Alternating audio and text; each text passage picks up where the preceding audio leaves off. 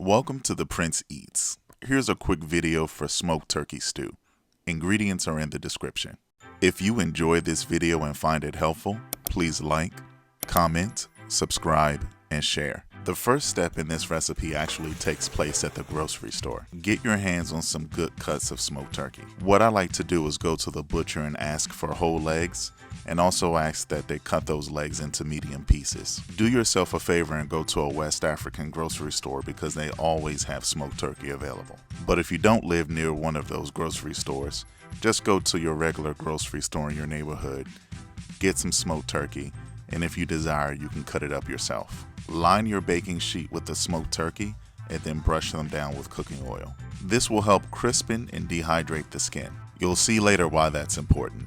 Place in an oven preheated at 400 degrees for 45 minutes. We're also working with roasted peppers and tomatoes, and the good thing about this recipe is you can roast them at the same time that the smoked turkey is baking. Cut in halves or quarters, which will promote even roasting. Coat the tomatoes and peppers in olive oil. Place that in the oven at the same time with the smoked turkey for approximately 45 minutes. When you remove the smoked turkey from the oven, the skin should be a little bit tougher, and you'll notice that it's reduced in size just a little bit. Don't worry, because this is going to help the pieces hold together in the stew. In comes the roasted red peppers and tomatoes, and I find that with this recipe, traditionally people don't roast the tomatoes and the peppers. I like to do it because it just takes that flavor to a whole other level. If you decide not to roast the peppers, that's fine. You'll still have good flavor. Blend the peppers and the tomatoes in the blender and put it to the side. This recipe calls for onions, and what you want to do is slice your onions long. Heat your pot or pan on high heat, and once it gets up to temperature, reduce the heat to medium and add your cooking oil. Dump in your onions and saute them long enough until they become tender. This can be anywhere from 3 to 5 minutes. You don't want to cook them too long because after all, they're going to go into a stew and they're going to cook even longer in that stew. Once the onions are nice and tender and have a little bit of color, you can go ahead and add the curry and ginger. And you can fry that curry and ginger for approximately 2 to 3 minutes depending on how high your heat is.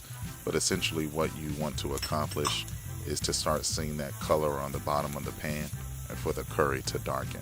If your pan is too dry, you can go ahead and add maybe a tablespoon or 2 of oil just to get things moving in the pan. Add chicken cubes. For aromatics, we have thyme and bay leaves. Stir long enough until you can break down the chicken cubes and they become dissolved, and once the onions completely are covered evenly with the seasonings. Believe it or not, we're so close to done, and this next step is essentially pouring in the roasted pepper and tomato blend. This next step essentially is just frying the sauce until we can get it to a simmer. After all, the tomatoes and peppers have been roasted, so their cooking process has already been cut in half. This stew is full flavor, so instead of using water, we're pouring in chicken stock. Right before it comes to a simmer, you can go ahead and add the smoked turkey. Leave a little bit of space at the top of the pan for the stew to simmer. Cover and simmer on low-medium heat for approximately 30 minutes. That's enough time for the stew to transition from light orange to red. This pot should last you a couple days, and what you'll notice, every day the color will darken and the meat will become more tender as you reheat. You're all done, and this smoked turkey pairs well with white rice. Dinner is served and the leftovers get better after every passing day. Visit theprinceeats.com for more simple and easy meal ideas just like this one.